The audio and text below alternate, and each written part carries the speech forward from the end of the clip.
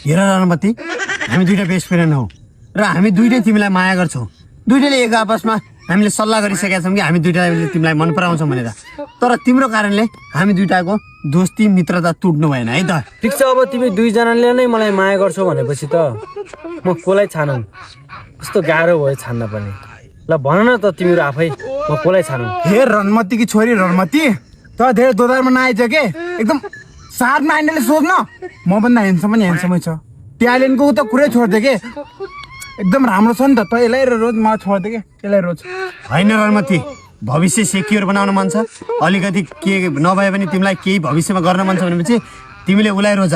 रणमती हेर तिम्रो लागि बेस्ट मान्छे होइन होइन होइन होइन रणमती प्लिज, मलाई भन्दा नि उसलाई रोज के। ऊ मभन्दा धेरै धेरै गुणामा एकदमै निपुण छ, एकदमै पूर्ण छ के ऊ। हेर रणमती भनेको मान्छे भनेपछि आफ्नो लाइफ पनि बन्छ, एकदम ट्यालेन्ट, काम गर्नमा पनि एकदम मेहनती, जेहेनदार, लगनशील, इमान्दार मान्छे ऊ छ। तिमीले उसलाई रोज, बुझ्यौ कि होइन होइन होइन उसलाई रोज।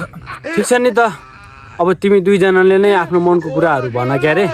म सोचेर 1-2 दिन पछि भनिहाल्छु नि। हेर रणमती, अब तिमीले भन्छौ भनेपछि पर्पोज गर्नलाई केही पनि छैन। म दुनियाँको सारा खुसी ल्याएर तिमीलाई दिन्छु त भन्न सक्दिनँ। दुःखमा तिमीसँगै हुन्छु, सुखमा पनि तिमीसँगै हुन्छु।